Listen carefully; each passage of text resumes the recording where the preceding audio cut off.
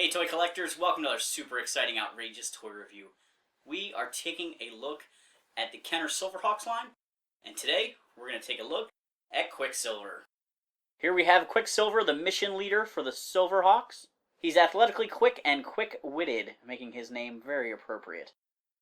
He's an amazing action figure in this beautiful silvery vac metal chrome. Just a standout toy when displayed alongside other popular 80s figures. Quicksilver was voiced by Peter Newman on Silverhawks. He's best known as Tigra on Thundercats. I'm glad that they gave the role to a voice actor from a lesser character on Thundercats, so you didn't have Larry Kenney voicing the leaders of both teams, creating a lot of similarities.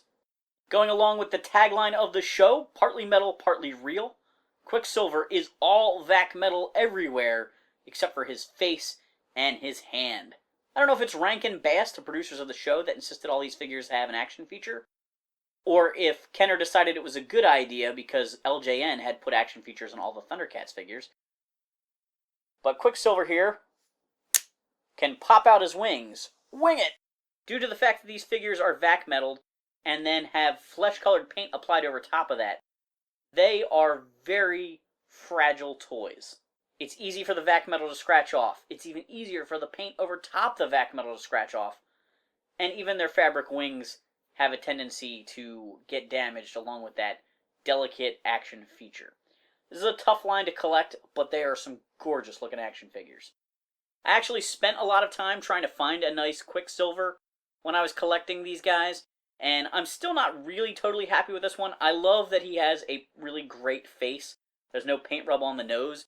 But the silver on his head is actually wearing a little thin, giving it that slightly yellow appearance. I know it's a little weird because I have a yellow background, but that is not just yellow reflecting. It's the silver is wearing thin. For articulation, Quicksilver can turn his head side to side. His arms are articulated at the shoulders, but they are part of his action feature. When you push them down all the way, they lock into place. They don't really pose well other ways. So his wings are removable. You can unclip these from the wrists.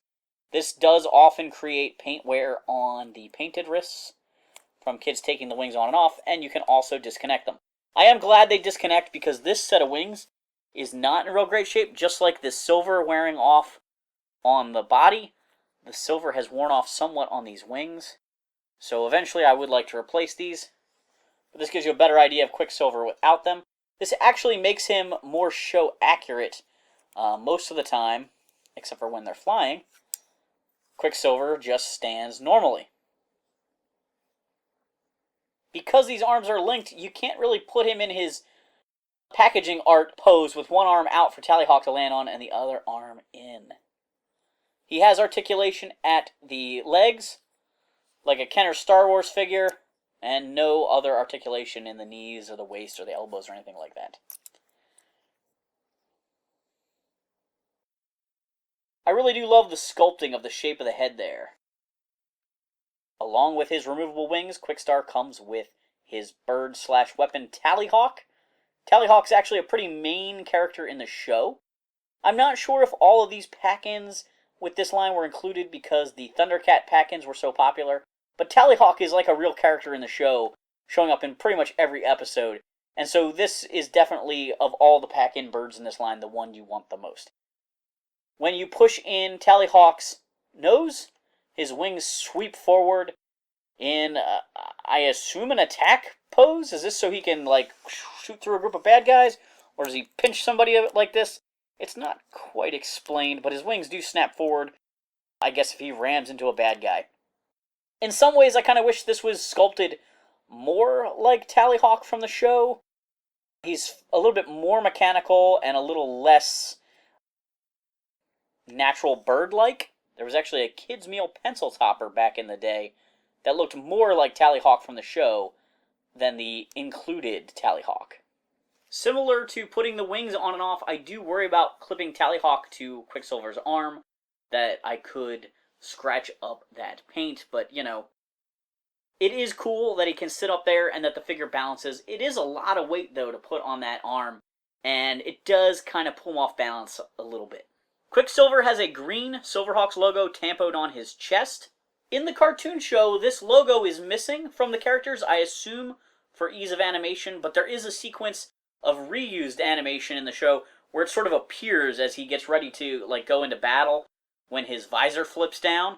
And I think they just kind of did that to tie into what the toys were doing, or to make sure that they were, branding that in there. Maybe Rankin Bass wanted that symbol to be seen at some points in time, but realized logistically it couldn't always be on the characters.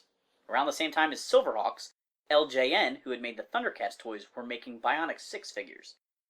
It is odd how similar these two toy line stories and concept of the toys are. The Bionic 6 figures were made out of die-cast metal, and the family was injured and converted into these Bionic characters, whereas the Silverhawks were made using vac metal chrome, and the characters were given these augmentations to survive travel through space. They basically chose to have this done to them. It's kind of an interesting thing there. I always noticed that similarity as a kid. I don't know if that had any impact on why Rankin Bass switched toy companies. But both toy lines also had really cool stop-motion animation in their commercials that I loved as a kid.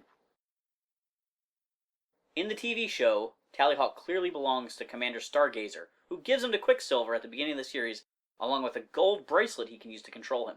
That bracelet was not included in the sculpt of the figure. Quicksilver did receive a second figure in the line at the tail end called Quicksilver with Ultrasonic Suit. This version of Quicksilver featured less vac metal plastic, but did have a flip-down visor, which was something we saw on the show, and many kids in the 80s complained that the figures couldn't do that. Instead of having spring-loaded wings, the ultrasonic version had a Tallyhawk launcher. Do you own any Silverhawks figures back in the 80s? Let me know in the comments down below. Thanks for watching. Make sure to like and subscribe.